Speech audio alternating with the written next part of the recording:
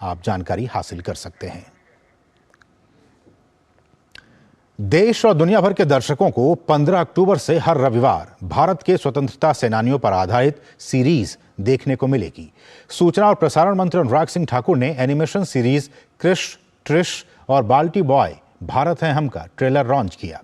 खास बात यह है कि दूरदर्शन के अलावा OTT प्लेटफॉर्म प्राइम वीडियो और नेटफ्लिक्स पर भी इसे प्रसारित किया जाएगा।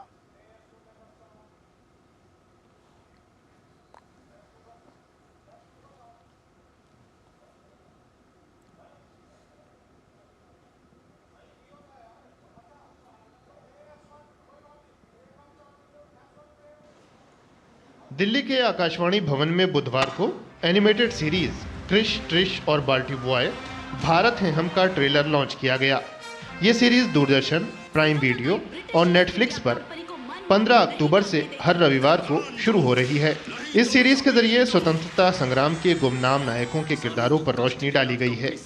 इस एनिमेटेड सीरीज के जरिए इतिहास के वीर नायकों की कहानी देश और दुनिया देखेगी।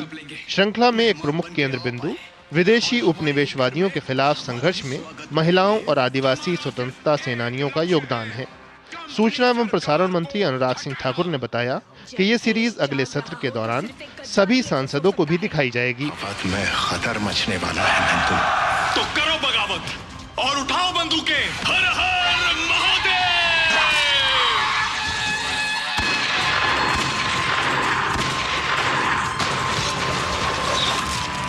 हम तो उनको और उन हीरोज की जीवन को आप सबके सामने रखने वाले हैं जिन्होंने भारत के स्वतंत्रता संग्राम में एक बहुत बड़ी भूमिका निभाई थी। ये काल्पनिक नहीं है, ये वास्तविक है। हमारा प्रयास रहेगा आने वाले समय में जब पार्लियामेंट सेशन होगा तो पार्लियामेंट के MPs को बुलाकर भी हम उस एनिमेशन सीरीज को दिखाएंगे ताकि वो भी अपने क्षेत्रों में इसकी जानकारी दे सकें। इस मौके पर सूचना एवं प्रसारण सचिव अपूर्व चंद्र ने कहा कि ये मंत्रालय के लिए एक महत्वपूर्ण अवसर है, क्योंकि ये पहली बार है कि वो एक एनिमेटेड श्रृंखला शुरू कर रहा है जिसका उद्देश्य सामान्य रूप से भारत के लोगों और विशेष रूप से देश के बच्चों पर केंद्रित है। CBC मतलब जो कि हमारे मंत्रालय की एक ऑर्गेनाइजेशन है, वो पहली बार ऐसा कोई सीरियल बना रहा है। नहीं तो CBC का काम केवल एडवर्टाइजमेंट देना है, और हम आज पहली बार ऐसा कोई सीरियल बना रहे हैं जिससे हमारे को रेवेन्यू वापस आता है। एक कंट्रीब्यूशन इस तरह से कर रहे हैं देश के लिए कि एक सीरियल बने जो कि बच्चों तक जाए, आज़ादी का अमृत महोत्सव में जाए, और इस सीरियल को 12 भारतीय भाषाओं में और अंतर्राष्ट्रीय भाषाओं में भी इसका जो है पूरा इसका डबिंग होगी और पूरे विश्व में इसको देखा जाएगा। इस सीरीज को केंद्रीय संचार ब्यूरो के साथ मुंजाल श्रॉफ और तिलक शेट्टी की टीम ने तैयार किया है। इस सीरीज के एपिसोड में पॉपुलर कैरेक्टर्स कृष, ट्रिश और बाल्टी बॉय होंगे। ट्रेलर लॉन्च होने के मौके पर मौजूद बच्चे काफी उत्साहित दिखे। बहुत अच्छा लगा, पूरा नॉलेजेबल है और साथ में कार्टून भी है इसमें। हमने देखा कि कैसे हमारे स्वतंत्रता सेनानियों ने हमारे देश को बचाने के लिए फिरंगियों से विद्रोह किया। ये शो हमारे लिए बहुत इंस्पायर है। हम सबको ये शो देखना चाहिए क्योंकि इसमें हमारे सारे स्वतंत्र सेनानियों ने हमारे लिए जो भी किया है वो बहुत अच्छे से दिखाया गया। हम अपने पुराना इतिहास देख सकते हैं उसमें। सबसे अच्छा तो मुझे उन तीनों कृष, ट्रिश और बाल्टी बॉय की बहुत अच्छी जोड़ी लगी। इस सीरीज का प्रसारण 7 अंतर्राष्ट्रीय भाषाओं सहित कुल 19 भाषाओं में किया जाएगा, जिसे OTT प्लेटफॉर्म के जरिए अमेरिका, इंग्लैंड, ऑस्ट्रेलिया और कनाडा सहित 100 से अधिक देशों में प्रसारित किया जाएगा।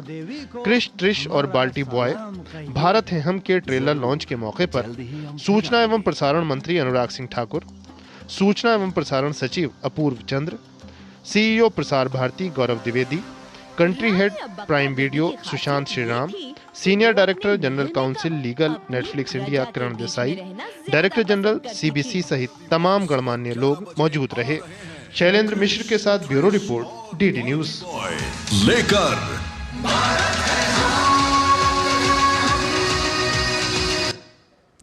तो इस खबर के साथ ही न्यूज नाइट के आज के संग में बस इतना ही। मुझे और हमारी पूरी टीम को दीजिए अनुमति।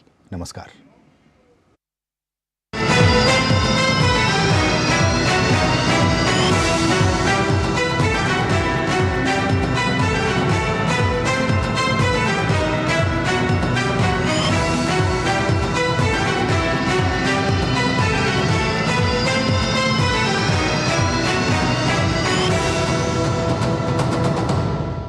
न्यूज नाइट के प्रायोजक थे जालिम लोशन, दाद खाज खुजली से तुरंत आराम, जालिम लोशन। और मुगली गुट्टी 555, हंसता बचपन खिलता बचपन, मुगली गुट्टी 555।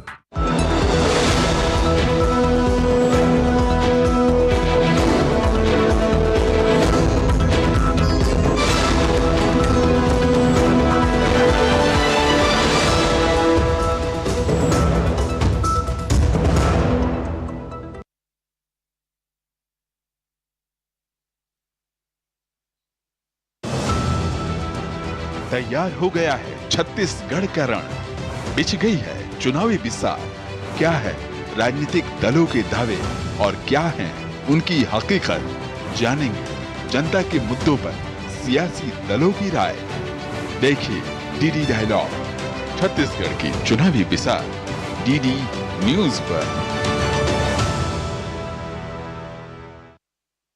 ये युद्ध हमारे अधिकार के लिए, भारत के अधिकार के लिए है, असम के अधिकार के लिए। Look, Jackson, look. How proud your flag flies on this land. भाइयों और बहनों, उठा लो ये ध्वज और फहरा दो हर गांव, हर शहर, हर गली में। हम सब एक साथ कहेंगे, अंग्रेजों भारत छोड़ो, वंदे मातरम, वंदे मातरम।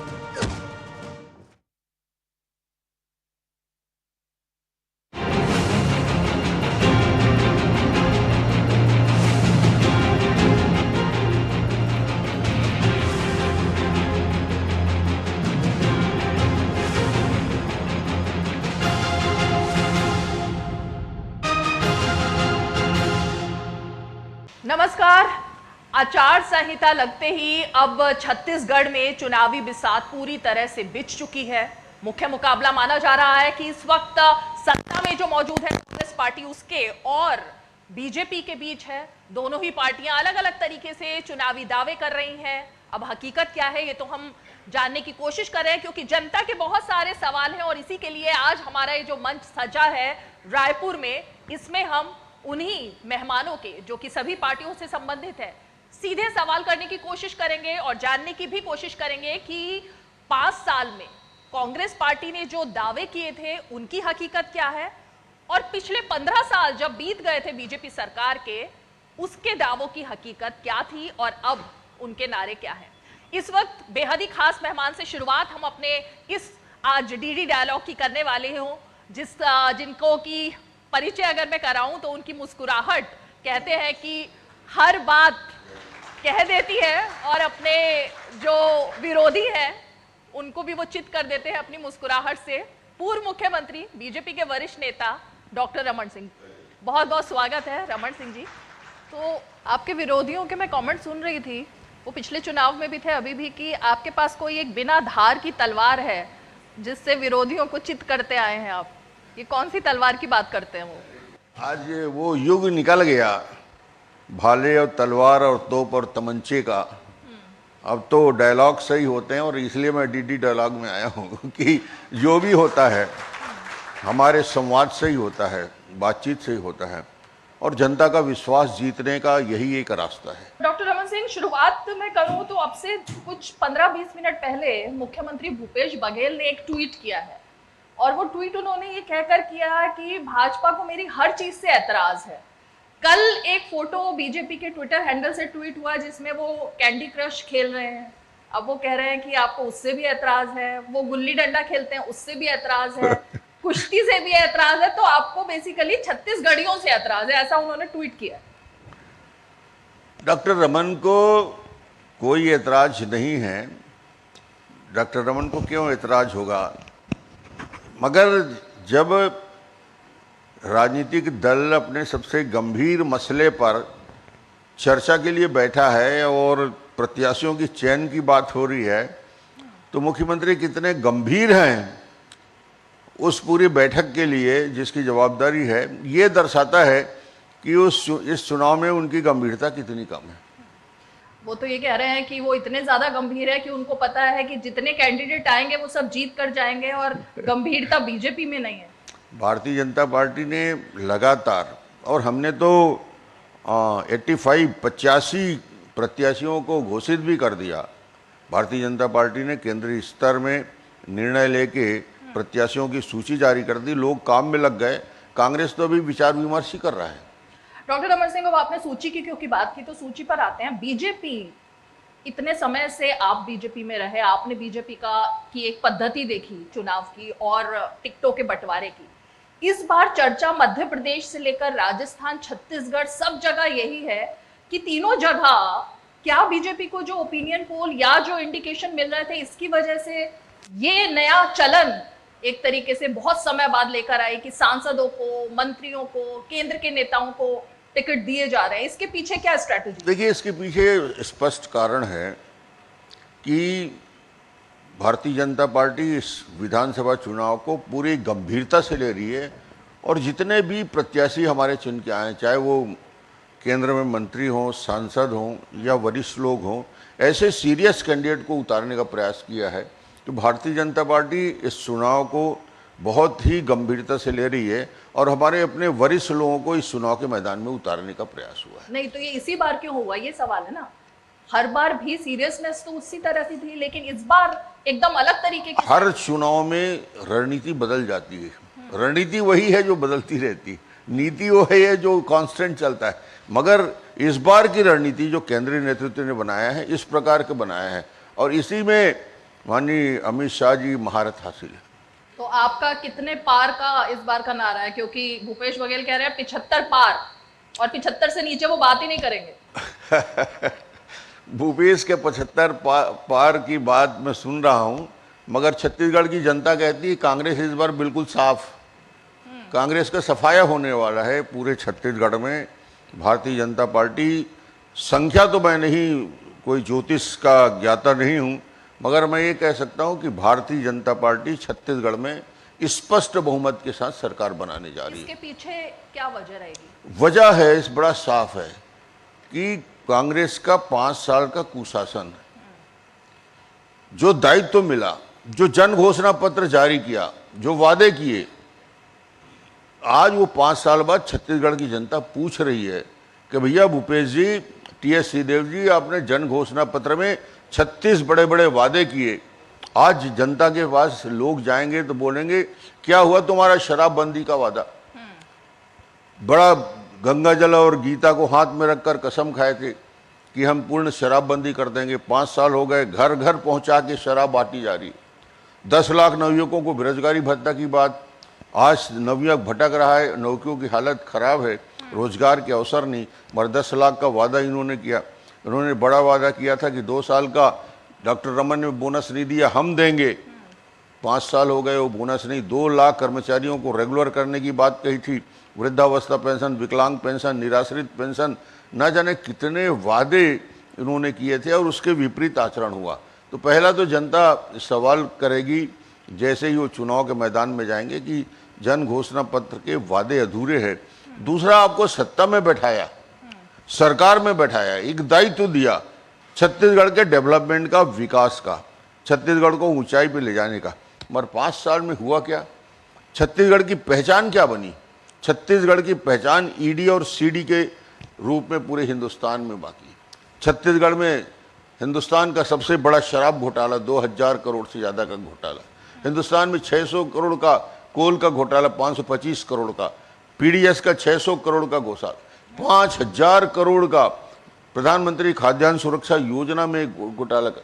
महादेव ऐप पूरे तरीके से हजारों करोड़ रुपये का सट्टा जुआ और का मामला जो छत्तीसगढ़ में आया है, उसके तार मुख्यमंत्री के सचिवालय से कैसे जुड़े हैं, कैसे ये लोग इन्वॉल्व होते हैं, किस प्रकार छत्तीसगढ़ के सारे अपराध और अपराध की दिशा एक दिशा में जाती है, वो है मुख्यमंत्री का सचिवालय।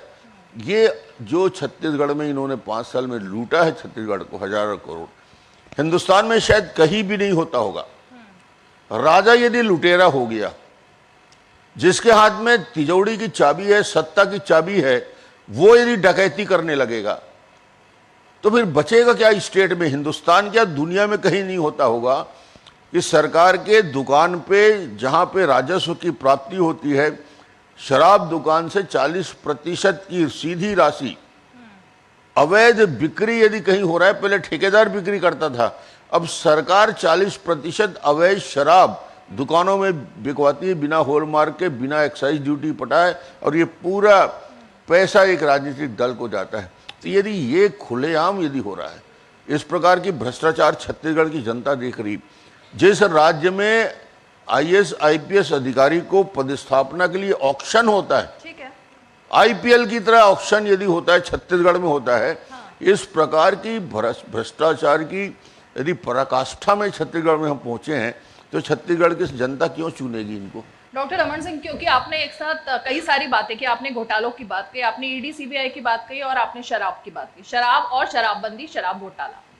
ऐसा लग रहा है 5 साल पहले जो आरोप कांग्रेस पार्टी लगा रही थी, वो चक्र घूम करके अब यहाँ आ गया। तब उनका ये नारा था आपके बारे में कि चाउर वाले बाबा चावल भी खिलाते हैं और दारू भी पिलाते हैं, ये उन्होंने पूरा स्लोगन दिया था पूरे चुनाव में। आज वही बात आप कह रहे हैं। तो ये शराब ऐसा मुद्दा है जिसके आरोप आप पर भी लगे और अब आरोप आप कांग्रेस पर भी लगा रहे हैं। नहीं, कांग्रेस ने जन घोषणा पत्र में चुनाव जीतने के लिए जनता से वादा किया। उन्होंने कहा कि हम ये शराबबंदी करेंगे, 5 साल में ये लिख के दिया, जनता के बीच गए। भारतीय जनता पार्टी ने कभी नहीं कहा कि हम पूर्ण शराबबंदी करेंगे। भारतीय जनता पार्टी ने कहा हम आंशिक शराबबंदी की ओर जाएंगे, और हमने प्रयास भी किया। पहले छोटे छोटे गांवों में हमने शराबबंदी का काम किया। 2000 की आबादी पे, 500 की आबादी पे, 1000 की आबादी पे, 2000 तक की आबादी में हमने शराब बंद किया, और धीरे धीरे हम बढ़ रहे थे। मगर कांग्रेस ने तो वादा करके झूठ बोला है। छत्तीसगढ़ की जनता को वोट लिया है कि हम शराबबंदी करेंगे, इसलिए आज छत्तीसगढ़ की जनता उनसे सवाल करेगी।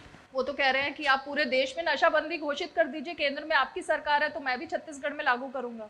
ड्यूटी कौन लेता है एक्साइज का? भूपेश बघेल बोल दे कि मुझे नहीं करना है, और एक्साइज का पूरा डिपार्टमेंट फेडरल स्ट्रक्चर जो बना है हमारा देश का, उसमें कुछ अधिकार राज्य सरकार को है, कुछ केंद्र सरकार को है। मगर राज्य सरकार के अधिकार में है कि जो इस प्रकार के आबकारी का, एक्साइज का जो बिजनेस होता है, उसका संचालन यदि तुमसे नहीं संभल रहा है तो गवर्नमेंट ऑफ इंडिया को बोल दो कि हम ये नहीं करते, कि गवर्नमेंट ऑफ इंडिया ले ले और इसका संचालन करे, तो ये सब ठीक हो जाएगा। दूसरी चीज, आपने ED CBI की बात कही। ये ED CBI की जो बात है वो किसके पक्ष में जा रही है? आपके पक्ष में जा रही है, उनके पक्ष में जा रही है? नहीं, पक्ष में क्यों जाना है? किसी के पक्ष में जाने का सवाल ही नहीं पैदा होता।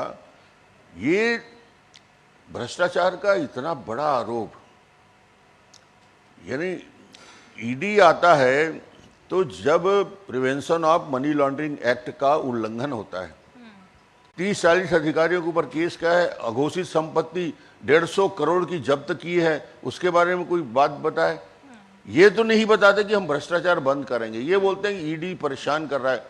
ED वहीं परेशान करेगा जहां करप्शन होगा। करप्शन यदि आप बंद कर दोगे तो ये सब बंद हो जाएगा। डॉक्टर रमन सिंह, ये पहली बार हो रहा होगा कि बीजेपी के खिलाफ इतने सारे मामले निकाल रही है कांग्रेस पार्टी। बीजेपी पर तो कभी इस तरह के आरोप नहीं लगते थे, मतलब चिटफंड घोटाला, शराब घोटाला, नान घोटाला, गौशाला घोटाला, और उसमें करोड़ों करोड़ों करोड़ों इस तरह निकाल करके। इसकी सच्चाई क्या है कांग्रेस के पत्र की? इनके जितने 5 साल के कांग्रेस के शासनकाल में जो मामले आए, वो न्यायालय में पहुंच गए। पैसे जब्त हुए, दस्तावेज जब्त हुए, कार्रवाई हुई। भारतीय जनता पार्टी के 5 साल नहीं, 10 साल नहीं, 15 साल के कार्यकाल में भूपेश बघेल विपक्ष में थे, कांग्रेस विपक्ष में था, एक भी आरोप 15 साल मुख्यमंत्री रहते 1 रुपये के करप्शन का कोई आरोप डायरेक्ट यदि कोई डॉक्टर रमन के ऊपर नहीं लगा सका। इसकी वजह यह है कि कहीं भी किसी भी जांच, उन्होंने क्या क्या जांच नहीं किया, कोई भी साक्ष्य, कोई भी प्रमाण आज तक प्रस्तुत नहीं कर पाए। तो भारतीय जनता पार्टी बहुत साफ तरीके से काम करती है। हमने 15 साल छत्तीसगढ़ को चलाया। हमने कोयले का आवंटन किया, हमने माइंस का आवंटन किया, हमने बड़े बड़े काम किए, मगर आज एक भी पैसे का आरोप 15 साल के कार्यकाल में कांग्रेस नहीं लगा सकी। जहां तक सवाल है नान के बारे में आपने बताया, नान का मामला छत्तीसगढ़ में भारतीय जनता पार्टी की सरकार थी, हमने उनके खिलाफ FIR दर्ज किया, सरकार ने FIR दर्ज किया, सरकार ने अपने सीनियर IAS अधिकारियों के खिलाफ कार्रवाई की, पैसे हमने जब्त करने का काम किया, सरकार की एजेंसी ने ही रेड किया, न्यायालय को में हमने केस प्रस्तुत कर दिया, न्यायालय में केस प्रस्तुत होने के बाद, चालान पेश होने के बाद जब भूपेश जी मुख्यमंत्री बनते हैं तो 2 भ्रष्ट IAS अधिकारियों को बचाने के लिए उन्होंने पूरी की पूरी साजिश रची, SIT का गठन कर दिया।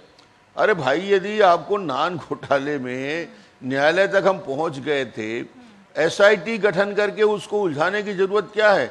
जो भ्रष्ट अधिकारी जिनको हमने कार्रवाई की, सस्पेंड किया, उनको बचाने के लिए SIT का गठन करके उनको बचाने का काम कर रहे हैं।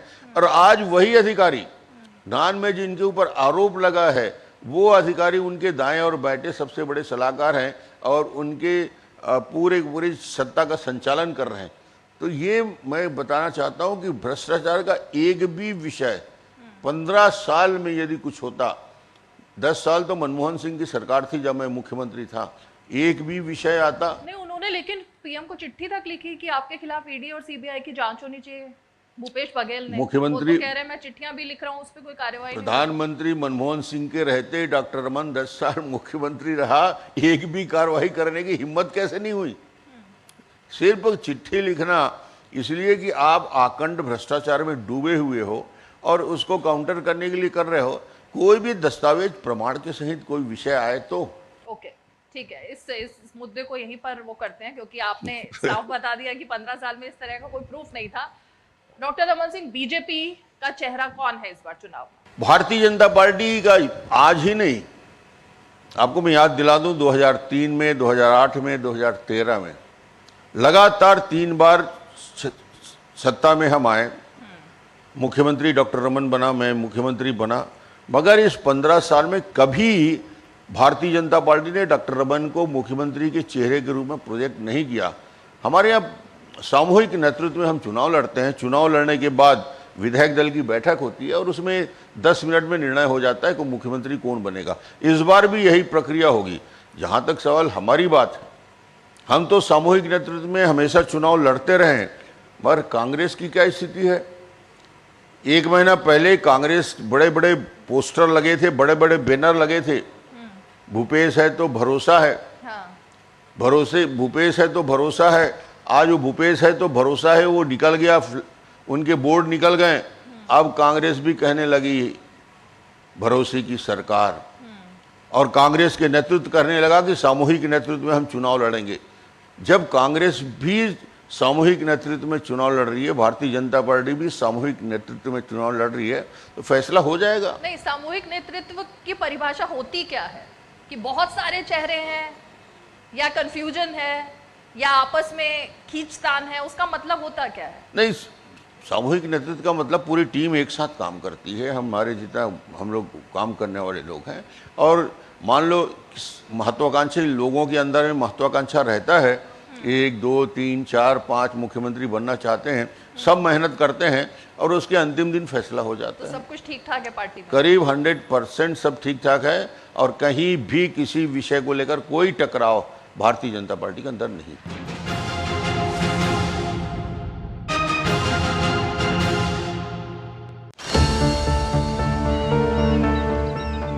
जो बनकर मेरा हमसफर आएगा, सिर्फ उसी को फर्क कुछ भी तो नहीं। जब दांत खाज की खुजली पे ना हो काबू, तो उसे गमछे से नहीं छुपाते बाबू। तो फिर उसे भगाए कैसे? जालिम लोशन लगाकर दांत खाज की खुजली, एक्जिमा जड़ से निकाले। अभी खरीदे जालिम लोशन। तुम्हें पता है इन्वेस्टर्स के लिए कि इन्वेस्टर प्रोटेक्शन फंड होता है IPF, लेकिन अगर तुम्हारा ट्रेड एक्सचेंज पर एग्जीक्यूट नहीं हुआ या फिर कोई गारंटीड रिटर्न्स वाली स्कीम है, तो ये IPF आपकी मदद नहीं कर सकता है। और अगर आपका ब्रोकर ही डिफॉल्टर बन जाए तो फिर IPF आपको कॉम्पेंसेशन दिला सकता है। कहाँ से सीखा? NSE की साइट पर। समझकर इन्वेस्ट कर। डेयरी क्षेत्र में कार्यरत पशुपालकों, तकनीशियनों तथा संगठनों के प्रयासों को प्रोत्साहन देने हेतु राष्ट्रीय गोकुल मिशन के अंतर्गत राष्ट्रीय गोपाल रत्न पुरस्कार से सम्मानित किया जाता है। ये पुरस्कार 3 वर्गों में सर्वश्रेष्ठ कार्यों और अमूल्य योगदान के लिए दिया जाता है। आवेदन करने के लिए www.awards.gov.in पर या अपने नजदीकी कॉमन सर्विस सेंटर से संपर्क करें। आवेदन की अवधि 15 अगस्त से 15 अक्टूबर 2023 है। राष्ट्रीय गोपाल रत्न पुरस्कार 2023। मैं क्या जी, सब जानते हैं, जहां दिखे मारियो, अपना समझ के खा लियो।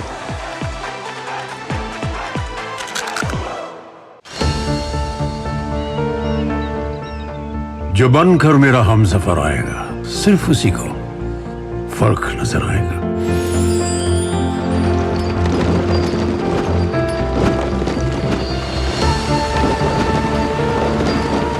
साल, बरस और सदी नहीं, एक युग गुजर जाएगा। उम्र न पूछो वंडर की, जब फर्क नजर आएगा। वंडर सीमेंट, फर्क नजर आएगा।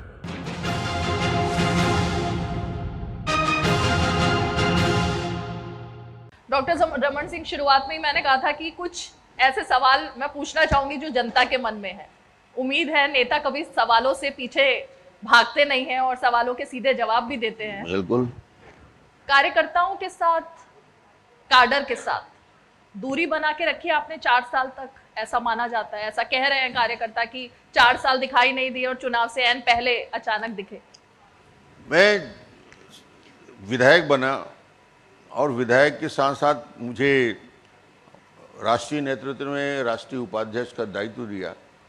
विधानसभा में, विधानसभा के अंदर, अपने विधानसभा क्षेत्र और प्रदेश में जहाँ जैसे ज़रूरत पड़ती थी, डॉक्टर रमन वहाँ संगठन के लिए उपलब्ध रहा। और एक विधायक के नाते प्रदेश में जो दायित्व विधानसभा के अंदर था, उस दायित्व को निभा के सरकार को कटघरे में खड़े करने का जो काम हम लोगों ने 5 साल में किया, उसमें हम सक्रियता के साथ हिस्सा लेते रहे। राष्ट्रीय दायित्व भी जो मिला, राष्ट्रीय संगठन ने जो भी काम करने के लिए जवाबदारी दी, उसको भी मैं निभाता रहा। और छत्तीसगढ़ की जनता से इतना लगाव है कि आज भी सुबह से शाम उन्हीं लोगों से तो मिलने का काम होता है। कोई दूसरा काम डॉक्टर रमन के पास नहीं है। और 5 साल में तो लगातार छत्तीसगढ़ के बस्तर से सरगुजा के सभी लोगों से सीधा संपर्क रहा, सीधा संवाद रहा, कनेक्शन है, सीधा संवाद रहा जनता के साथ। दूसरी चीज जो आपका संघ का और बीजेपी के जो दिल से जुड़े हुए मुद्दे होते थे, जिनको लेकर अभी तक बीजेपी आगे बढ़ती थी, चाहे वो गाय का मुद्दा हो, राम का मुद्दा हो, क्या हाईजैक किया है भूपेश बघेल ने आपके उन मुद्दों को और उनमें पैठ बनाने की कोशिश की है? देखिए, राम जन्मभूमि का मुद्दा हो, राम का मुद्दा हो, राम पथ गमन का मुद्दा हो या राम सेतु का मुद्दा हो, जिस राजनीतिक दल से जुड़े हुए हैं भूपेश बघेल, उस कांग्रेस पार्टी ने अपने एफिडेविट के माध्यम से सुप्रीम कोर्ट में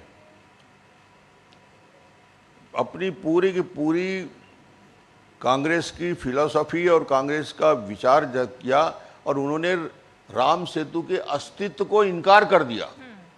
वो राजनीतिक पार्टी जो भगवान राम के अस्तित्व को ही नहीं मानती, वो राजनीतिक पार्टी जो राम सेतु के अस्तित्व को नकारती है, वो राजनीतिक दल जो अयोध्या में राम जन्मभूमि में मंदिर का निर्माण का विरोध करने के लिए सामने खड़ी होती है, आज रातों रात राम नामी दुपट्टा लगा के राम भक्त बनने का प्रयास करते हैं, तो काल नेमी की तरह रूप बदलने से चेहरे नहीं बदलते, विचार नहीं बदलते, और उसका कोई प्रभाव छत्तीसगढ़ में भूपेश जी के उस पर नहीं पड़ेगा, क्योंकि भूपेश जी का आचरण या कार्य पद्धति 5 साल ऐसी रही। लेकिन वो कहते हैं कि ताला तो उन्हीं की सरकार ने खुलवाया था। ताला खुलवाने की बात हुई, मगर इन्होंने न्यायालय में और हर स्थान पे कांग्रेस के राजनीतिक स्तर में, राष्ट्रीय स्तर में और प्रदेश स्तर में इसका विरोध किया। और भूपेश जी के राज में तो बुरा हाल है। छत्तीसगढ़ में ये हाल है कि छत्तीसगढ़ में कवर्धा जैसे, कबीरधाम जैसे महत्वपूर्ण स्थान में भगवा ध्वज कुचला जाता है जी। कर्फ्यू पहली बार लगता है। इस प्रकार के तुष्टीकरण की राजनीति का नंगा नाच हमने देखा। बीरनपुर में घटना, लव जिहाद की घटना, एक संप्रदाय विशेष का आतंक और भय से हत्या हो जाती है। भिलाई की घटना छत्तीसगढ़ में हुई, जहाँ हिंदुस्तान जिंदाबाद कहने वाले को चाकू से मार डाला जाता है। ये परिस्थितियां छत्तीसगढ़ में निर्मित कैसे हुई, क्यों हो रहा है धर्मांतरण पूरे छत्तीसगढ़ में, बस्तर से सरगुजा तक, इसके लिए जवाबदार कौन है? तो ये निश्चित रूप से कांग्रेस ने 5 साल से पूरे छत्तीसगढ़ को धर्मांतरण के कुचक्र में डाल दिया। दूसरा, मैंने गाय का मुद्दा कहा, वो कह रहे हैं आप सिर्फ गाय की बात करते हैं, उन्होंने गाय को अर्थव्यवस्था के साथ जोड़ दिया। इनका कांग्रेस से जब सत्ता में आई तो बड़े डायलॉग उनके चलते रहे, नरवा गरवा घुरुआ बारी, छत्तीसगढ़ के 4 चिन्हारी। ये भूपेश जी हर सभा में बोलते थे, नरवा गरवा घुरुआ बारी, छत्तीसगढ़ के 4 चिन्हारी। अब छत्तीसगढ़ के लोग बोल रहे हैं चोरी बेईमानी भ्रष्टाचार लबारी, कांग्रेस की ये है 4 चिन्हारी। ये हालत कांग्रेस की हो गई, ये 4 पहचान बदल गई कांग्रेस की। ये जो गौठान की बात कर रहे हैं, 8,000 10,000 गौठान बना के 1500 करोड़ खर्च करने की बात करते हैं। मैं दावा करता हूं एक भी गौठान जहां गाय रहती है पूरे छत्तीसगढ़ में, 8,000 नहीं, हमने पूरे ढूंढ के छत्तीसगढ़ में देखा, किसी गौठान में गाय नहीं रहती। कहीं पैरे की व्यवस्था नहीं, कहीं भूसे की व्यवस्था नहीं, कहीं चारे की व्यवस्था नहीं, कहीं पानी की व्यवस्था नहीं, कहीं बाउंड्री वॉल की व्यवस्था नहीं। 1300 करोड़ खा गए।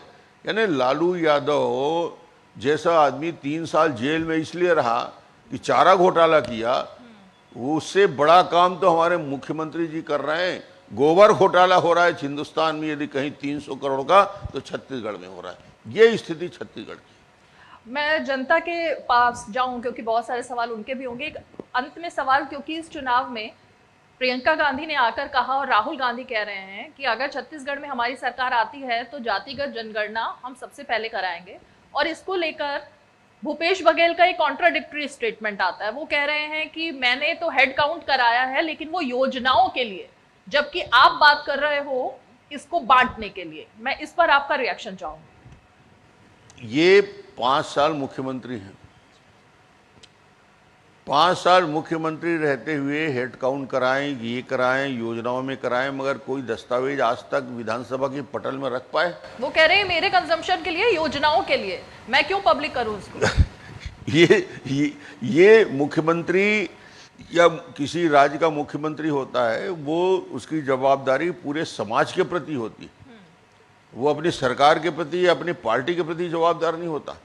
और जहाँ तक सवाल ये है कि यदि आप 5 साल तक घर में सोए रहे, 5 साल तक कोई कदम गंभीरता से उठाए नहीं, और चुनाव घोषणा पत्र हो के आचार संहिता लग गया तो नारे लगाते रहते हो आप। फिर यदि जनगणना जाति के आधार पर करना था तो 5 साल का पर्याप्त समय था। राजस्थान में, छत्तीसगढ़ में और अन्य राज्यों में इनकी सरकार लंबे समय तक रही है, 14 तक। लेकिन आपका व्यू क्या है, आपकी पार्टी का व्यू क्या है इस पर? आप लोग चाहते हैं कराने या नहीं चाहते? नहीं, चाहते हैं, और वो एक साइंटिफिक तरीके से होगा, उसमें कहीं कोई विरोधाभास नहीं। करवाएंगे जी। ओके, मैं चाहूंगी अगर कोई सवाल है तो। मैं रंजीत भोसले, स्वतंत्र पत्रकार हूँ। जहाँ तक एक सवाल भाजपा की लिस्ट के बारे में है, जो सूची सोशल मीडिया में पहले चल चुकी, वही सूची मुहर लग के जब आई तो कहीं ना कहीं हम पत्रकारों के बीच में ऐसा महसूस हुआ कि शायद उतनी गंभीरता नहीं ली गई, क्योंकि सूची का सेम टू सेम पहले से सोशल मीडिया पर आना एक प्रश्न चिन्ह तो लगाता ही है। वो पूछ रहे हैं कि वो जो लीक होने वाली खबर आई थी कि सूची किसने लीक की, वो मोल कौन था आखिर? आजकल पत्रकार बहुत जागरूक हो गए, सभी की लीक हो रहा है। कांग्रेस की भी सूची लीक हो गई, बीजेपी की भी लीक हो गई, और संयोग से कुछ नाम मिल गए तो वो इस प्रकार की प्रक्रिया, चुनाव की प्रक्रिया बहुत जल्दी हम जो घोषित कर रहे थे, तो मुझे लगता है कि इसमें कहीं ना कहीं गुंजाइश रहती है बाहर समाचार चला जाए, और उसे कोई फर्क नहीं पड़ा, उसे कोई फर्क नहीं पड़ता। आपने अभी कवर्धा की घटना का जिक्र किया और बीरनपुर की घटना का आपने जिक्र किया है, तो बीरनपुर की घटना के जो पीड़ित हैं और जिनके बेटे की हत्या हुई थी उस घटना में, ईश्वर साहू, उसको भारतीय जनता पार्टी ने साजा से अपना उम्मीदवार बनाया है। उन्हें उम्मीदवार बना के, जो कि एक गैर राजनीतिक व्यक्ति हैं, आपकी पार्टी क्या संदेश देना चाहती है? ईश्वर साहू को और ईश्वर साहू की परिवार के साथ, बच्चे के साथ जो अन्याय हुआ, और बीरनपुर की घटना शायद छत्तीसगढ़ के इतिहास की पहली घटना है कि इस प्रकार लव जिहाद के नाम से इस प्रकार की हत्या की गई, तो भारतीय जनता पार्टी ईश्वर साहू के परिवार के साथ है। बिल्कुल डॉक्टर रमन सिंह, और उम्मीद है कि जनता, जो आपने यहाँ मुद्दे गिनाए, खासकर भ्रष्टाचार का मुद्दा इस सरकार के खिलाफ, आपके दावों में कितना दम है जनता तय कर लेगी। बहुत बहुत शुभकामनाएं आपको और बहुत बहुत शुक्रिया डीडी डायलॉग के इस खास मंच पर हमारे साथ बातचीत।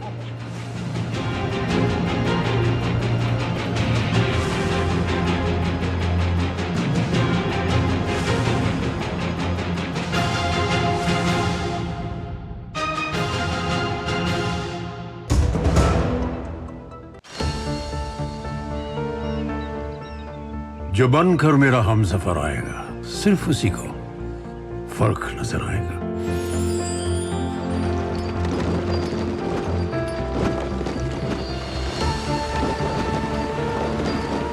साल, बरस और सदी नहीं, एक युग गुजर जाएगा। उम्र न पूछो वंडर की, जब फर्क नजर आएगा। वंडर सीमेंट, फर्क नजर आएगा।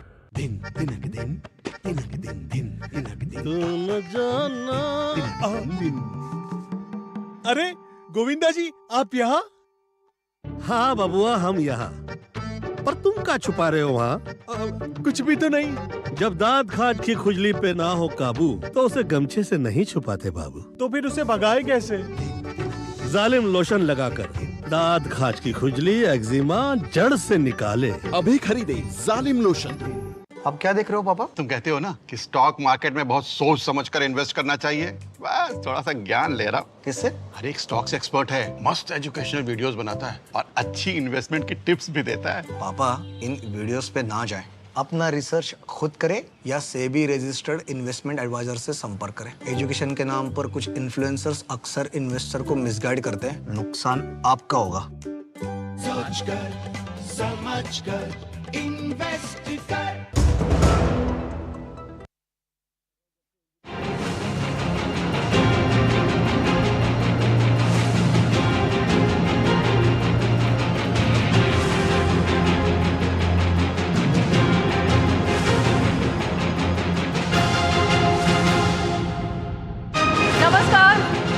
कॉन्क्लेव के इस खास मंच से सीधे रायपुर से एक बार फिर से आपका स्वागत है।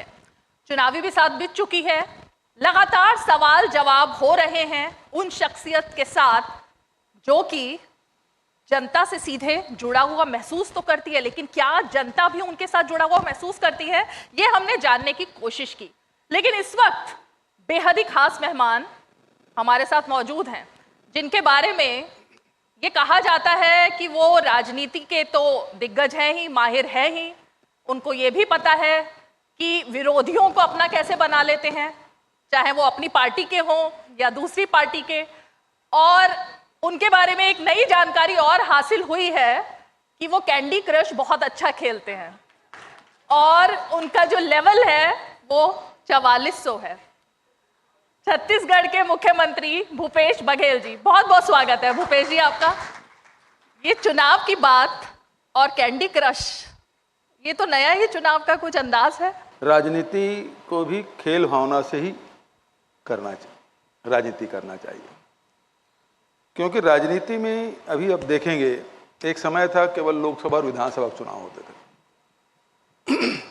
अब जो चुनाव होते हैं वो पंचायत के चुनाव होते हैं, पंचायत के त्रिस्तरीय होते हैं, नगरीय निकाय चुनाव होते हैं, पार्षद के, अध्यक्ष के, महापौर के चुनाव होते हैं, मंडी के चुनाव होते हैं, सोसाइटियों के चुनाव होते हैं, विधानसभा, लोकसभा के चुनाव होते हैं, इतने सारे चुनाव होते हैं। और हम लोग लगातार चुनाव प्रचार भी करते हैं, बहुत सारे प्रत्याशी खड़ा करते हैं, उसके खिलाफ लड़ना पड़ता है।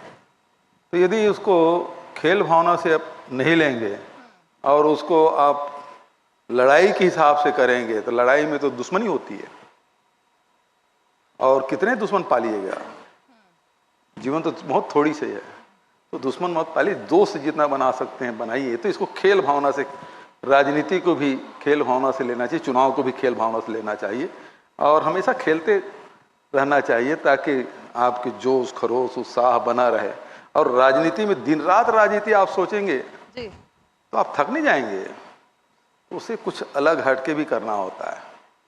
तो अलग हटके है तो सबसे बढ़िया कोई है तो वो खेल है, जिससे आप स्वस्थ भी रहते हैं, आप शारीरिक और मानसिक रूप से स्वस्थ रहते हैं।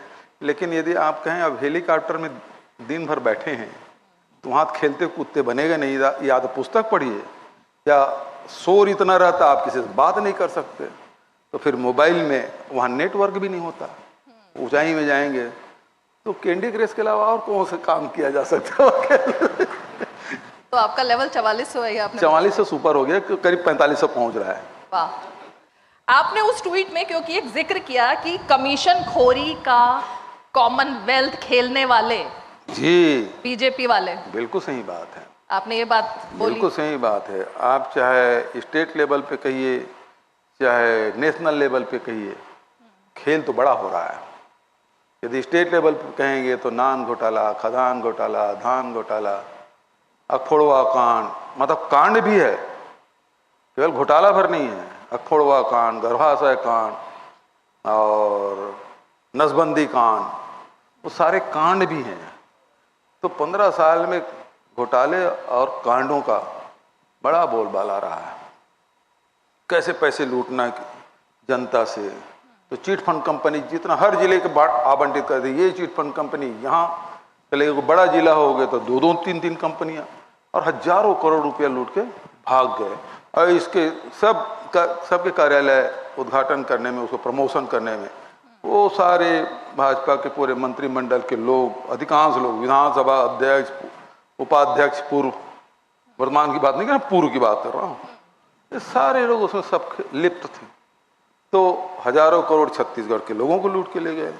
खदान में आप देखेंगे यहाँ जितने भी खदान हैं सब अडानी की जा रहा है, सब अडानी की जा रहा है। जितने खदान, चाहे वो कोयला खदान हो, लोहा खदान हो, पावर प्लांट हो, सीमेंट प्लांट हो, सब वहीं जा रहा है। अभी नगर नार का उद्घाटन हुआ, उद्घाटन होने से पहले बोलियां लग गई है। डिसइन्वेस्टमेंट की जो लिस्ट है उसमें नाम उसका है, चालू अब हो रहा है, लेकिन बिकने के तैयार है। माल तैयार नहीं है, बिकने के पहले तैयारी हो गई है। तो ये स्थिति राष्ट्रीय स्तर पर, रेल बिक रहा है, रेलवे स्टेशन बिक रहा है, एयरपोर्ट बिक रहे हैं, एयर इंडिया बिक चुका है। तो सब कुछ बेचने भी तैयार हैं, खरीदार भी है, बेचने वाले खरीदने वाले सब। तो ये बेचने पर भी आएंगे मुख्यमंत्री जी, लेकिन क्योंकि आपने जो कमीशन खोरी का कॉमनवेल्थ बोला, उसके बाद आपने जवाब देखा होगा।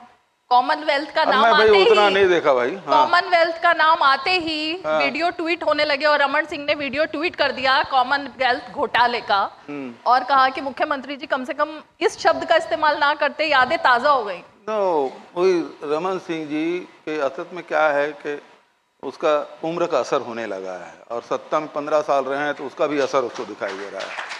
ये जितने आरोप लगाए ना, 2G, 4G, कोल स्कीम, किसी में एक आध में प्रूफ कर पाए ये लोग? एक भी प्रूफ कर पाए? विदेश से काला धन लाएंगे, आया कोई? आया बताओ दीजिए, कुछ नहीं। 10 साल हो गए सरकार बने, इन्होंने तो किया भी। अब मैं तो इनसे सवाल पूछता हूं कि काला, बाहर का काला धन नहीं आया तो देश का काला धन निकाल लेंगे। नोटबंदी कर दिया, आज तक ये गिन के नहीं बताया कि कितना पैसा रिजर्व बैंक में जमा हुआ, उसमें कितना काला धन है और कितना सफेद था ये तो पता नहीं, लेकिन जितने काले धन वाले के जो धन है वो सब सफेद हो गए। नहीं, लेकिन कॉमनवेल्थ घोटाला, इससे भी इनकार है। अरे भाई, मैं तो प्रमाणित सबको करी नहीं करवाई, कहाँ रोक रहे हैं? पूरी जांच हुई, उसमें तो लोगों के ऊपर आरोप तय हुए कॉमनवेल्थ को लेकर। तो जो है वो जो आरोप है तो है। तो कॉमनवेल्थ का एक गेम की वो तो ठीक है, एक घटना हो गई, लेकिन बचत कॉमनवेल्थ बंद हो गया क्या? बस वो खेल है, खेल के बारे में बात करिए ना आप। आपको केवल एक चीज दिखाई दे रहा है, आपको भी वही दिखा दे रहा क्या? नहीं भाई, आप थोड़ा सा उससे अलग हैं। नहीं, मुझे क्यों दिखाई देगा? आप वो जो आप ट्विटर पर दिखाना चाह रहे हो दोनों में, हम तो वो देख रहे हैं। सुनिए भाई, आप ट्विटर से निकल के टेलीविजन में आइए, हम लोग टेलीविजन में बैठे हैं। ये टीवी पर ही चलेगा। हाँ, तो बस वो टेलीविजन में बात करिए, ट्विटर की अब बात मत आगे करिए। बढ़ते हैं मुख्यमंत्री जी, आपने क्योंकि कई सारी बात कही, भ्रष्टाचार के आरोप, जैसे भ्रष्टाचार के आरोप आपने लगाए वैसे ही भ्रष्टाचार के आरोप पत्र बीजेपी लगा रही है। आपको लगता है जनता थोड़ा इस चुनाव में कंफ्यूज हो रही है कि किसकी बात के, किसके घोटाले पे विश्वास करे, बीजेपी के या आपके? तो इस पर मैं जानना चाहूंगी कि जनता को क्या जवाब है। सारस्वत जी ने बहुत बढ़िया सवाल पूछा कि जनता किस पे विश्वास करे। तो उन्होंने जो 100 आरोप लगाए, 100 पेज का, आपने कहा कि ये तो एकदम लग रहा है कि कार्टून ज्यादा है, उसमें आरोप कम है। मैडम तैयारी करके अच्छी आई है। इतनी मेहनत से तैयार किया पार्टी ने, और क्योंकि ऐसा है कि आरोप पत्र में उसके पहले वो अविश्वास प्रस्ताव लाए थे, और उस अविश्वास प्रस्ताव में हमारे जितने कार्यक्रम हैं उस कार्यक्रम के आगे में घोटाला लिख दिया। जितने कार्यक्रम बन रहे हैं उसके सामने घोटाला, ये आरोप, उनका आरोप पत्र था विधानसभा में, और जिसके आधार पर अविश्वास प्रस्ताव लाया गया। और अविश्वास प्रस्ताव का जवाब हम लोगों ने दे दिया, वो तो भाग खड़े हुए, और उन्हीं सवालों के जवाब हम लोग विधानसभा, मतलब जो आरोप लगाए उसका जवाब हम मीडिया के माध्यम से आरोप लगाते रहे, हम लोग जवाब देते रहे। तो सदन के अंदर भी और सदन के बाहर भी उनका जवाब दिया जा चुका है। अब उसको फिर से वो बढ़िया कार्टून लगा के, बढ़िया कवर करके उन्हीं चीज़ों को फिर से रख दिए। मतलब माल तो पुराना है, पैकिंग नया था, अब उसके साथ प्रस्तुत करेंगे, कौन देखेगा, कौन पढ़ेगा, कौन विश्वास करेगा?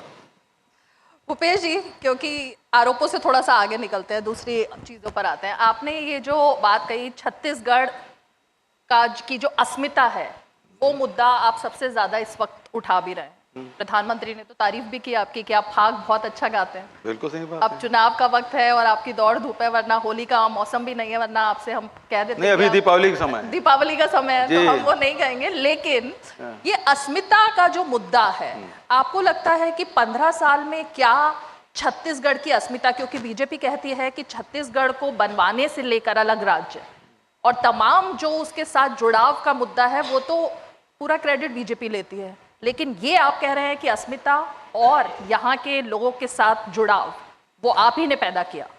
देखिए, ऐसा तो क्या है कि प्रधानमंत्री अटल जी थे, और उस समय जब चुनाव प्रचार में आए तो उन्होंने कहा मुझे 11 में से 11 सीट दे दीजिए, मैं छत्तीसगढ़ बना दूंगा, ये उन्होंने कहा था। इसमें भारतीय जनता पार्टी ने कभी आंदोलन में भाग लिया नहीं। जो छत्तीसगढ़ राज्य का आंदोलन है वो 1967 से शुरू हुआ था। डॉक्टर खूबचंद बघेल ने इसकी शुरुआत की थी राजनांदगांव के सभा से, और उन्होंने पद्मलाल पुन्नालाल बख्शी जी जो साहित्यकार हैं उसकी अध्यक्षता की थी, और तब से चला। और बहुत सारे राजनेता, बहुत सारे साहित्यकार, बहुत सारे समाज सेवी सब जुड़ते रहे उस आंदोलन से। लेकिन भारतीय जनता पार्टी बिल्कुल बराबर दूरी बना के रखी हुई थी तब से लेके आप। लेकिन ये है कि एक बात हुई, और विधानसभा में चूँकि चंदूलाल चंद्राकर जी अध्यक्षीय समिति के अध्यक्ष सदस्य थे, और उसके अध्यक्षता में जब बैठक हुई और उन्होंने आह्वान किया और लगातार छत्तीसगढ़ भर आंदोलन चला, तो उस समय तब भी भारतीय जनता पार्टी के लोग नहीं थे। ये मध्य प्रदेश की विधानसभा में दिग्विजय सिंह के मुख्यमंत्री काल में ये प्रस्ताव पारित हुआ, शासकीय प्रस्ताव आया, पारित करके दिल्ली भारत सरकार को भेजा गया। तो इसमें इनका भावनात्मक लगाव कहीं नहीं है। एक राजनीतिक लाभ लेने के लिए ये घटनाक्रम में एक घटना है, और उसके कारण से छत्तीसगढ़ बनने के बाद 15 साल ये लोग शासन किए, लेकिन इनका कोई भावनात्मक लगाव नहीं था, क्योंकि उस संघर्ष में, उस लड़ाई में इनका कोई योगदान नहीं है। तो इस कारण से उनके कार्यकाल में वो जो बातें हैं, जो छत्तीसगढ़ की बात है, छत्तीसगढ़ की अस्मिता की बात है, तो वो सारी चीज़ इनके कार्यकाल में झलका नहीं। हम लोग चूँकि कॉलेज के समय में जब पवन दीवान जी ये इसका नेतृत्व कर रहे थे, संत कवि पवन दीवान जी सांसद भी थे, मंत्री भी थे, तो वो कॉलेज में हम लोग थे, तब से उनके साथ जुड़े थे, और तब से लगातार इस लड़ाई में हम लोग भाग लेते रहे। तो हमारा भावनात्मक लगाव था। इस कारण से वो जो चीज़, जब हमको मौका मिला छत्तीसगढ़ में सरकार में आने का और काम करने का, तो निश्चित रूप सारी चीज़ें जो है छत्तीसगढ़ के लोग जो डिमांड करते थे, जो महापुरुष लोग जो बातें करते थे, उसको सब इम्प्लीमेंट करने का मौका मिला, हमने किया। 15 साल बाद बीजेपी की जो हालत हुई सीटों के मामले में, वो काफ़ी ज़्यादा ख़राब थी। मतलब आपने एक बहुत अच्छा मार्जिन पार्टी को लेकर के आप गए, लेकिन सवाल यह है कि फिर लोकसभा का जब चुनाव होता है तो बीजेपी आपको बिल्कुल वैसी ही दशा में पहुंचा देती है। ये स्टेट और राज्य और केंद्र का जो चुनाव है उसमें ये पिछड़ा जो आंकड़ा है वो क्यों आता है? इसकी वजह क्या होती है? अलग देखिए, लोकसभा के अलग मुद्दे होते हैं, राज्य के चुनाव अलग मुद्दों पर लड़ा जाता है। अब जैसे अभी हम लोग चुनाव में जा रहे हैं और जनता के बीच में हम लोग कह रहे हैं कि भाई हमने एक काम किया है और इस आधार पे हमको वोट दो, लेकिन जो एनडीए के केंद्र की सरकार है उन्होंने 5 साल के उपलब्धियों पे वोट नहीं मांगा कि हमने नोटबंदी कर दिया, हमने जीएसटी लागू कर दिया, हमको वोट दो। वो तो सर्जिकल स्ट्राइक पे वोट मांगे, लेकिन जनता ने वोट दिया। देखिए आप भावनात्मक बात करेंगे तो लोग, भारत के लोग वैसे भावुक होते हैं, उस आधार पे वोट दे दिए। लेकिन बाद में देखें तो ठगा हुआ महसूस कर रहे हैं। कहाँ महंगाई कम करने की बात थी तो हुआ नहीं। पेट्रोल, डीजल, रसोई गैस, केरोसिन, खाद, रासायनिक खादों की बात करें, ट्रेन के टिकट है कोरोना काल के समय से बढ़ा है, वो बढ़ा ही है। पैसेंजर ट्रेन की जो टिकट है उसकी कीमत, एक्सप्रेस के कीमत आज भी चल रहा है। ट्रेनें रद्द हो रही है, सुविधाएं बंद है, लेकिन इस तरफ अभी वंदे भारत चल रहा है। लेकिन हर रोज देखोगे छत्तीसगढ़ की खबरों में 34 ट्रेन आज रद्द। उसके लिए आपने चिट्ठी भी लिखी थी। लेकिन छत्तीसगढ़ की जनता को तकलीफ हो रही है, लेकिन इससे उनको कोई लेना देना नहीं। जनता महंगाई से जूझ रही है तो जूझने दो, ट्रेनें रद्द हो रही तो होने दो, एयर टिकट बढ़ रहा है तो बढ़ने दो, बेरोजगारी बढ़ा है तो बढ़ने दो, क्योंकि फिर एक चुनाव आएगा, कोई भावनात्मक बात कहेंगे, फिर वोट ले लेंगे। मतलब 24 में फिर मोदी जी आ रहे हैं ना। अब वो जनता कितने बार आपने कहा कि फिर वोट ले लेंगे, भावनात्मक मुद्दा डाल। हाँ, वो पिछले समय तो ले लिए ना। हाँ। लेकिन क्या है कि काट के हांडी ना बार बार नहीं चढ़ता। 24 में क्या होने वाला है? 24 में एनडीए नहीं आएगी, इंडिया आएगी। हाँ, इंडिया से बहुत तकलीफ है, कभी घमंडिया कहते हैं, कभी इंडी कहते हैं, लेकिन आएगी इंडिया। लेकिन इसलिए कहते हैं क्योंकि मैं आज देख रही थी इस मंच पर आम आदमी पार्टी के भी लोग थे। ये जो आपने इतने सारे घोटालों की बात कही, मैं उस पर दोबारा नहीं जाना चाहती, लेकिन क्योंकि आपने गठबंधन की बात कही इसलिए आना पड़ रहा है इस पर दोबारा। आम आदमी पार्टी भी आप पर आरोप लगा रही है इस बात को लेकर, कमीशनखोरी और तमाम तरीके की चीजें। तो ये आम आदमी पार्टी तो उस गठबंधन का हिस्सा है ना। तो वो 2024 के लिए ना, 2023 विधानसभा के लिए थोड़ी है। तो ये और 2024 में भी पंजाब में और दिल्ली में तो हो ही नहीं पाएगा, क्योंकि दोनों राज्यों में कांग्रेस ही मुख्य पार्टी है। तो ठीक है, दूसरे राज्य में होगा, लेकिन अब वो कॉमन मिनिमम प्रोग्राम बनाएंगे ऊपर वाले, तो उसके वो सवाल जो है ना, वो राष्ट्रीय नेताओं से पूछिएगा। ओके। हाँ। आपने खुद ही 24 की बात कही, तो इतना इसलिए आपसे तो आप भी राष्ट्रीय स्तर के ही नेता हैं, आपको अपने आप को छत्तीसगढ़ तक सीमित कर रहे हैं। नहीं, आप मुझे जबरदस्ती खींच के वहां मत ले जाइए, मुझे यहीं रहने दीजिए। अच्छा ठीक है, ओके। तो सीएम साहब, दूसरी चीज, आपने एक मुद्दा जो सबसे ज्यादा इस वक्त उठ रहा है जातिगत जनगणना को लेकर। प्रियंका गांधी जी ने कहा कि वो करेंगी दोबारा से सरकार आती है, तो आपने कहा कि हम तो हेड काउंट पहले से पहले करा चुके हैं, उसको लेकर भी, क्योंकि नहीं, हेड काउंट केवल ओबीसी और ईडब्ल्यूएस दो ही कराए, मतलब सबके नहीं कराए हमने, क्योंकि हमको आरक्षण में हाई कोर्ट में जवाब देना था। तो उसके आधार पे वो उन्होंने कहा कि आप 27% और ओबीसी को 10% ईडब्ल्यूएस कैसे दे रहे हैं। तो हमने कहा कि भाई उस फिर हेड काउंट करा लेते, एक आधार बन जाएगा। तो कहने के लिए और विधानसभा हमने पारित कर दिया, लेकिन राजभवन में आज तक 2 दिसंबर से भेजा हुआ है, ये अक्टूबर आ जाएगा, मतलब फिर 2 महीने बाद 1 साल हो जाएगा। लेकिन अब अधिकार मिला हुआ है कि जब तक चाहे रखें। नहीं तो उसको पब्लिक करने को लेकर ही तो अब बात चल रही है ना पब्लिक कि वो करने क्यों क्या नहीं किया बात जा है? रहा। पब्लिक क्या है? सवाल यह है कि विधानसभा में पारित कर लिए, पारित हो गया ना, सर्वसम्मति से पारित हुआ, राजभवन के यहाँ भेज दिए, तो राजभवन में भेजने के बाद वो बिल वापस होना चाहिए कि नहीं होना चाहिए? आप सहमत है ना?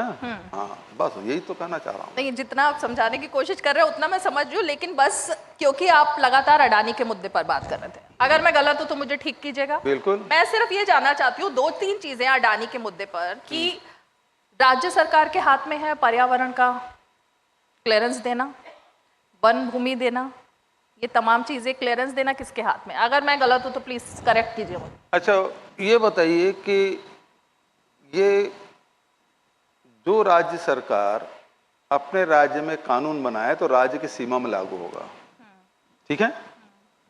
जो कानून लोकसभा में पारित हो तो पूरे देश में और राज्यों में भी लागू होता है।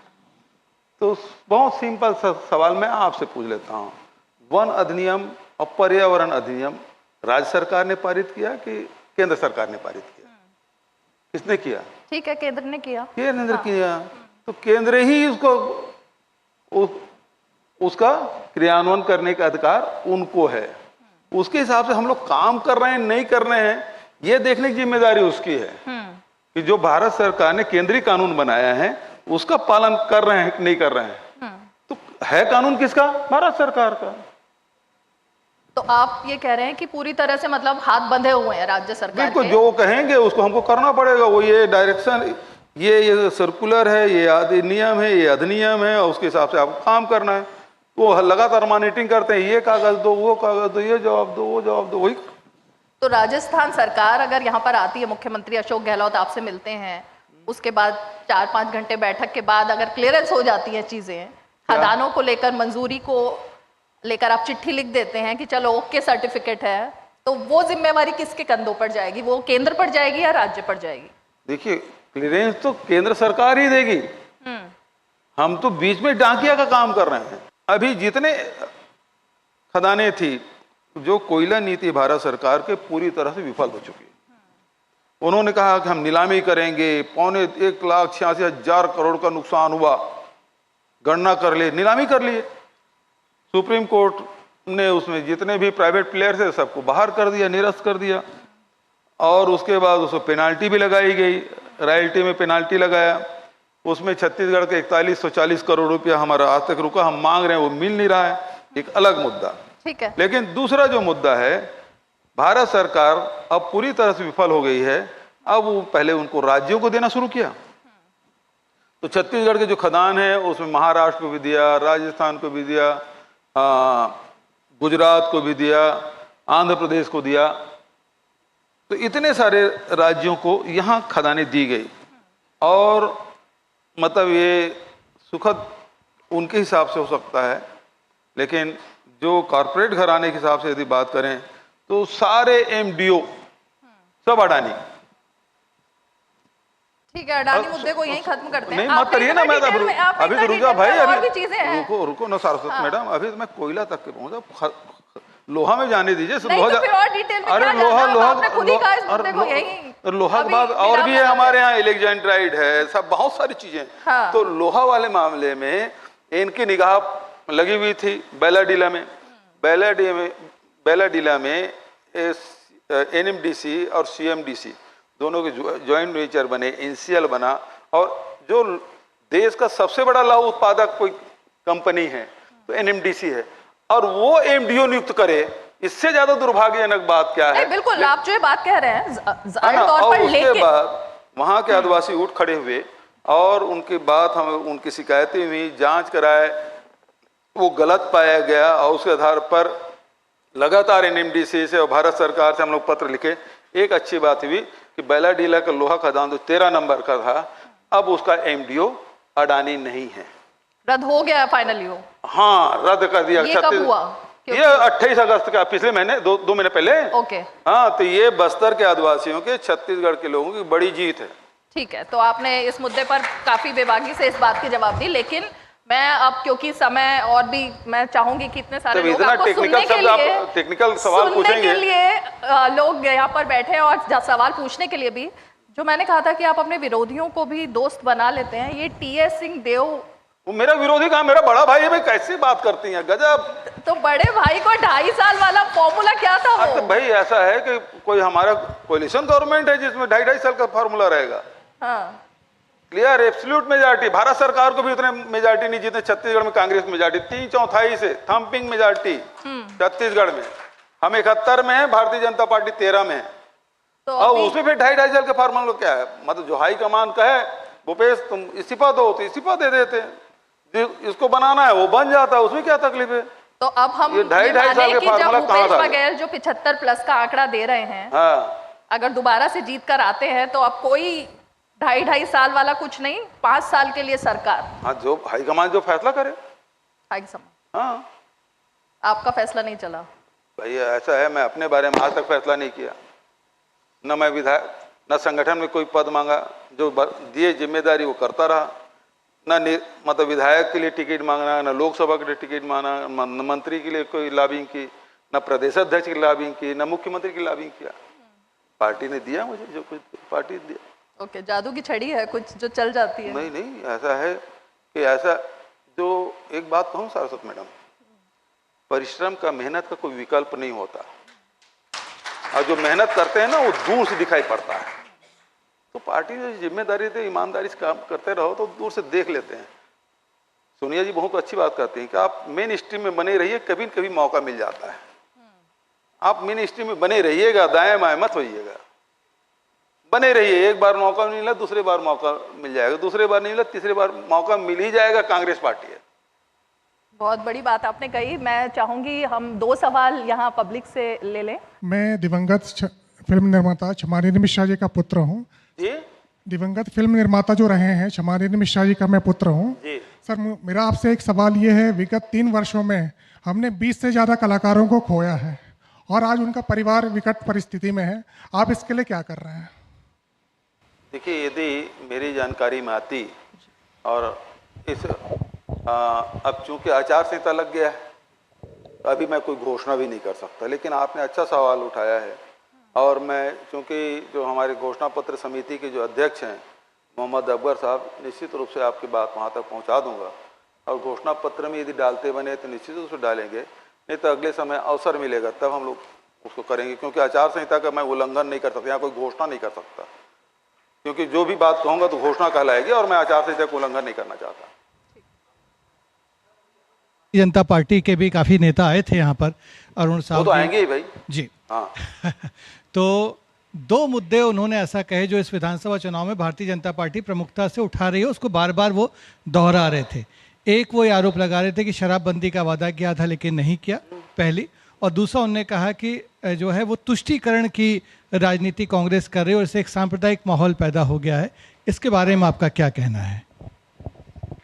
पहली बात तो यह है कि शराबबंदी के लिए मैं अलग अलग मंचों में बहुत बार बोल चुका हूँ, सार्वजनिक मंचों में बोल चुका हूँ, मीडिया के माध्यम से बोल चुका हूँ। बहुत ज़्यादा मैं नहीं कहूँगा, लेकिन एक बात कहूँगा, मैं ऐसे कोई कदम नहीं उठाऊँगा जिससे लोगों की मौत हो। मैं चाहूँ तभी, मतलब जब आचार संहिता नहीं लगा था उसके पहले तक ये था कि मैं आदेश करता और दुकानें बंद हो जाती है और लोग जहरीली शराब पी के मरते, ये मैं नहीं चाहता। आपने देखा होगा कि लॉकडाउन के समय में जो सबसे अच्छा वातावरण था, उस समय भी जहरीली शराब पी के देश के अंदर की घटनाओं के बारे में उल्लेख नहीं करूँगा, छत्तीसगढ़ में भी सैनिटाइजर पी के लोग मर गए, होम्योपैथी कॉन्सेंट्रेटेड उसके सिरप को पी के ख़त्म हो गए। तो मेरी हिम्मत नहीं हुई भाई कि अचानक लॉकडाउन करो और टेलीविजन में प्रकट हो, कहो मित्रों आज से 500 1000 का नोट बंद, और उसमें सैकड़ों लोगों की मौत हो जाती है। तो मेरा मतलब हृदय ये नहीं गवारा करता कि मैं ऐसा कोई कदम उठाऊं जिससे लोगों को मौत हो जाए।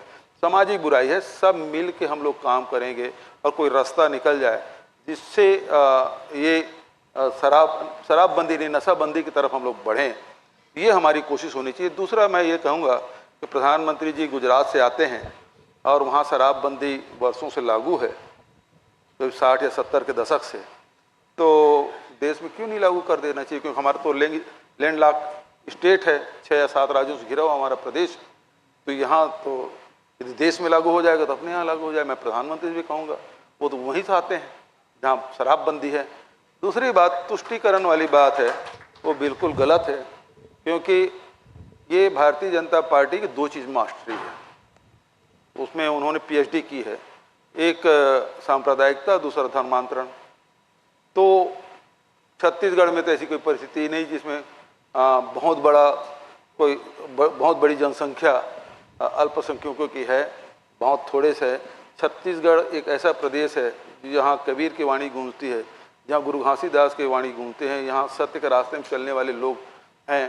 तो यहाँ उन चीज़ों को, हिंसा को, नफरत को यहाँ प्रश्रय नहीं मिलता। एक सेकंड मुख्यमंत्री जी, मैं पूछती हूँ, 1 मिनट रुकिए। ये क्योंकि उसी से जुड़ा हुआ है, आपने शराबबंदी की बात कही ना, तो शराबबंदी पर लेकिन महिलाओं ने कितना आपको साथ दिया, इतने बम्पर वोट दिए आपको महिलाओं ने, इसीलिए ये मुद्दा बार बार आता है कि वो महिलाएं जिन्होंने आपको वोट दिया, इस बार आप उनको क्या कहेंगे? मैं तो अभी भी कह रहा हूँ, मैं शराबबंदी में बढ़ के बोल रहा हूँ, नशा मुक्त होना चाहिए। नशा मुक्त तो उससे भी, मतलब जो सूखा नशा कर रहे हैं, जो गुड़ाखू कर रहे हैं, है ना, जो शराब के साथ साथ और दूसरे नशा कर रहे हैं, वो भी बंद होना चाहिए। लेकिन एक सामाजिक बुराई है, आप एक चीज शराब बंद करेंगे, वो सूखा नशा की तरफ चला जाएगा, समाज तो और ज्यादा नुकसान हो जाएगा। तो इस बार कोई वादा नहीं है, मतलब इस मुद्दे पर? देखो, ऐसा है कि ये हमने किया, बात की है, वो हमेशा बने रहेगी। अनुकूल वातावरण मिलते ही सब लोगों को साथ मिलेगा, निश्चित रूप से बंद करेंगे। क्यों नहीं कर देंगे भाई? होना चाहिए। इसमें परिवार को नुकसान होता है, समाज को नुकसान होता है, व्यक्तित्व को नुकसान होता है, बहुत सारे इससे कोई एक फायदा नहीं बता सकता, मुझे नुकसान तो सब बता सकते हैं। मुख्यमंत्री जी, क्योंकि आपने प्रधानमंत्री का जिक्र किया, प्रधानमंत्री जब रैलियां कर रहे हैं, प्रधानमंत्री जब रैलियां कर रहे हैं, चुनावी रैली, तो 2 मुद्दे वो उठा रहे हैं। एक अर्बन नक्सल, एक गठबंधन है और एक कुछ लोग हैं, उनको वो अर्बन नक्सल कह रहे हैं। वो कह रहे हैं कि ये देश के लिए सबसे बड़ा अभिशाप है ये लोग, अर्बन नक्सल वाले। और दूसरा मुद्दा सनातन का अपमान। यहाँ आकर भी जब उन्होंने ये बात कही, तब भी उन्होंने ये 2 मुद्दे उठाए। इन दोनों पर आप क्या कहें? सनातन की बात आपने कही है, तो सनातन है क्या, पहले तो ये जाने। तो सनातन जो हमने जो परिभाषा समझी है, उसको मैं बताना चाहूंगा। सनातन प्राचीन है, जिसका अंत नहीं है, जिसका अंत नहीं है। हाँ, उसका आदि भी है ना, वो सबसे प्राचीन है और जो अक्षुण है, जो जिसका क्षरण नहीं हो सकता, और जो सत्य है, यही सनातन है। समझना चाह रही हूँ कि स्टालिन की वजह से जिस तरह से कांग्रेस पार्टी को बार बार इस तरह के जवाब देने पड़ रहे हैं, देखिए, इस मुद्दे को ही फुल स्टॉप लगा दें। असहमति का सम्मान महात्मा गांधी ने दिया जब अफ्रीका में थे, और जिस अंग्रेज अफसर ने उसको जेल भेजा, उसके पहले उसकी हत्या करने मतलब कोशिश की थी, लेकिन हत्या तो नहीं कर पाए, लेकिन जेल जरूर भेजवा दिए। और जेल से जब छूटे तो महात्मा गांधी ने उस अधिकारी से मिलने की गुजारिश की, और उस अधिकारी से मिले, और उन्होंने उन्हें एक बक्सा दिया। बक्सा खोल के देखा तो उसमें उसके चप्पल थे। उन्होंने ये क्या है? बोले, मैं जब जेल में था तो मैंने आपके लिए ये चप्पल बनाई है। और वो चप्पल उस अंग्रेज अधिकारी की जीवन भर वो संभाल के रखे थे, और वो कभी पहनने की हिम्मत नहीं कर पाए।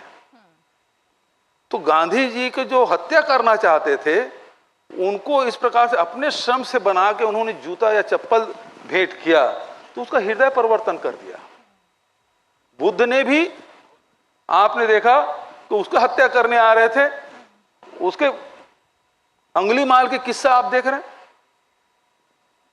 तो आप जितने भी आप देखेंगे जो हृदय परिवर्तन करते हैं, यही सनातन है, यही असहमति का सम्मान है। और आज के दौर में जो हो रहा है, हम लोग आयातित संस्कृति को हिंदुस्तान में थोपने की कोशिश कर रहे हैं, जिसमें जो असहमत है उसको कुचल देना, दबा देना, खत्म कर देना, ये जो चल रहा है, ये सनातन नहीं है, ये भारत की संस्कृति नहीं है, इसकी परंपरा नहीं है। और यही कारण है जो हमारी अपनी जो शैली है और हमारे जो पुरखों ने जो हमको दिया है, उसी आधार पे आप देखेंगे भारत की जो संस्कृति है, बहुत सारी संस्कृतियां दुनिया के मानचित्र में उभरे, देश उभरे, वो नष्ट हो गए, लेकिन भारत और भारत की संस्कृति कभी समाप्त नहीं, उसका कारण यही है। ये जवाब मेरे ख्याल से मिल गया उदयनिधि स्टालिन को, जो आपने समझाने की कोशिश आपके माध्यम से पहुंचना चाहिए। जो उसको भी मिल गया और जो उसके खिलाफ जो बयान दे रहे हैं उसी भाषा में उनको भी संदेश चला गया। मुझे लगता है कि चुनाव से पहले एक और इंटरव्यू आप नहीं, अभी बैठे हैं और तो हम आराम से इस पर बात करेंगे। क्या है कि चुनाव हम लोग व्यस्त हो जाएंगे, अब जितना सवाल पूछ लीजिए। तो चलिए चुनाव के रिजल्ट के बाद आप समय दीजिएगा, एक अंतिम सवाल ऑडियंस से, उसके बाद हम खत्म करेंगे जल्दी से। आपकी गोधन न्याय योजना काफी हिट है, हाँ, लेकिन किसानों का दूध खरीदने की व्यवस्था नहीं है। आज 30 से 35 रुपया में ही गांव में खरीदने की व्यवस्था भी नहीं होती। तो उसका ना कलेक्शन सेंटर है देवभोग के पास पर्याप्त रूप से जितनी होनी चाहिए, वो उसकी कोई व्यवस्था नहीं है। कम से कम 50 से 60 रुपये लीटर आज दूध खरीदी हो जाए तो जो गाय जो इधर उधर जो घूम रही है, जो गोठानों के अलावा जो किसान नहीं रख पाते, गोठान में बस सेवा हो पा रहा है, बाकी किसान सेवा नहीं कर पा रहे क्योंकि उसका कुछ उनको लाभ नहीं मिल पा रहा है। तो इसके लिए भी क्या आप कोई सकारात्मक पहल उठाएंगे ताकि जो गाय जो आवारा की तरह घूम रहे हैं, यहाँ सड़कों में घूम रहे हैं, तो आचार संहिता लग चुकी है, तो इस उसके लिए कुछ आगे भविष्य में क्या नाम है आपका? मेरा गणेश सोनकर सर, पत्रकार में। गणेश सोनकर पत्रकार, बहुत अच्छा सवाल है यार। लेकिन एक बात है, घर में बंधी रहती है तो हम गौ माता कहते हैं, लेकिन बाहर में जैसे छोड़ देते तो आवारा हो जाती ना, ये शब्द ठीक नहीं है। मैं माफी चाहूंगा सर इस शब्द के लिए। नहीं, हम लोग, मैं भी बोलता हूँ, पिछले 15-20 सालों की सरकारों में चैनल में बैठा थे, दिमाग में आया कि ये नहीं कहना चाहिए, पशु का आवारा नहीं कहना चाहिए। दूसरी बात यह है कि गोधन न्याय योजना शुरू करने से एक फायदा हुआ, आपको जानकारी, कि प्रतिदिन 55,000 लीटर दूध का उत्पादन बढ़ा छत्तीसगढ़ में, और बिल्कुल आप मिल्क रूट बनाने की आवश्यकता है। और ये गोधन न्याय योजना में जो अगला स्टेप होगा, क्योंकि अभी तक के लोग हम लोग हरित क्रांति किए हैं, किसानों के संख्या में वृद्धि हुई है, रकबा में वृद्धि हुई, उत्पादन में, सब में दुगुना हुआ है ना। तो अब जो है कि गोधन न्याय योजना के माध्यम से गौठान 10,000 से अधिक हम बना चुके हैं, गोबर खरीदी हो रहा है, वर्मी कंपोस्ट बना रहे हैं और तरह तरह के वहाँ काम हो रहे हैं। अब दूध के श्वेत क्रांति की दिशा में हम लोगों को आगे बढ़ना होगा। जो गुजरात में जो आनंद नगर का जो मॉडल है वो अलग मॉडल है, वहाँ की परिस्थिति अलग है। हमारी छत्तीसगढ़ की अपनी भौगोलिक और सामाजिक परिस्थितियां हैं, हमको अपने हिसाब से उसको विकसित करना होगा और हम आगे बढ़ेंगे। अब सॉरी, अब ना समय बिल्कुल नहीं है मुख्यमंत्री जी, माफी चाहेंगे। अब समय बिल्कुल नहीं है, हमारा समय ऑलरेडी ओवर चुका है। लेकिन आप एक सवाल पूछ ले यार, जाते जाते मैं 60 में दे दूंगा, 60 में सवाल पूछ दे। नमस्कार सर। सर मेरा सिर्फ प्रश्न इतना है कि प्रदेश सरकार ने बहुत अच्छी योजनाएं बनाई हैं जिसकी पहचान राष्ट्रीय और अंतर्राष्ट्रीय स्तर पर है। मैं सिर्फ ये जानना चाहता हूं कि इन सभी योजनाओं के निष्कर्ष और मूल्यांकन सब आपके बीच में है, तो जब सरकार अगर रिपीट होगी तो क्या यही योजनाएं कंटिन्यूअसली रहेंगी कि आप इन योजनाओं को बंद करके नई योजनाएं लाएंगे? इन योजनाओं को चालू रखने के लिए कांग्रेस सरकार फिर से आना जरूरी है, क्योंकि इससे लोगों को लाभ मिल रहा है और इसमें बहुत सारे, ये तो ऑन गोइंग प्रोसेस है, इसमें बहुत कुछ काम करने की गुंजाइश है। चाहे छत्तीसगढ़ के 4 चिन्हारी, नरवा, गरवा, घुरवा, बाड़ी जो किए हैं उसे बहुत आगे ले जाना है, और ये पूरे देश के लिए और दुनिया के लिए एक नया मॉडल होगा। जो महात्मा गांधी के जो ग्राम स्वराज योजना थी उसको हम लागू कर रहे हैं, और मैं समझता हूं कि आर्थिक रूप से संपन्नता और जो गांव में स्वावलंबन की जो बात है वो इसी से आएगी। थैंक यू जी, आपने इतनी बेबाकी से सारे सवालों का जवाब दिया। अंत में चलते चलते क्या हम ये माने कि अब 75 पार का जो नारा है, भरोसे वाली सरकार, वो आप ही के नेतृत्व में होगी अगर आती है तो? 75 पार तो होगी, कांग्रेस जीतेगी, और हम समूह में काम कर रहे हैं और पूरे कांग्रेस जन लड़ाई लड़ रहे हैं, भूपेश बघेल अकेला नहीं। अच्छा, वो तो कहा जाता भाई, देश की आज़ादी की लड़ाई में सब लोगों ने भाग लिया, लेकिन महात्मा गांधी के नेतृत्व में हम लोग किया। ठीक है कि मैं मेरे चेहरे आगे रख के लड़ाई लड़ रहे हैं, लेकिन लड़ाई तो असली हमारे कार्यकर्ता लड़ रहे हैं, और ये 75 पार जरूर होगा मैडम। मिठाई खाने जरूर आइएगा। बहुत बहुत शुक्रिया, आपने डीडी कॉन्क्लेव में अपना वक्त निकाला, वक्त दिया और बाकी से सभी सवालों के जवाब दिए। बहुत बहुत शुक्रिया। Thank you.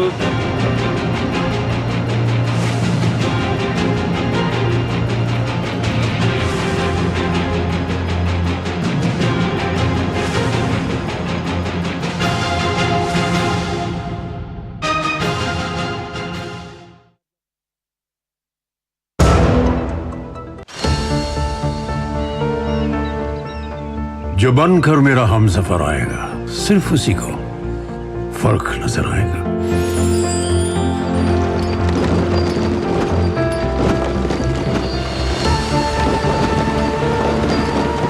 साल बरस और सदी नहीं, एक युग गुजर जाएगा। उम्र न पूछो वंडर की, जब फर्क नजर आएगा। वंडर सीमेंट, फर्क नजर आएगा। श्री अन्न को दी गई प्राथमिकता से देश के छोटे किसान, हमारे आदिवासी भाई बहन जो किसानी करते हैं, उनको आर्थिक संबल मिलेगा और देशवासियों को एक स्वस्थ जीवन मिलेगा। माननीय प्रधानमंत्री के आह्वान पर श्री अन्न यानी मिलेट्स को एक नई पहचान मिली है और जन जन इसे अपना रहा है और जन भागीदारी की मुहिम चल पड़ी है।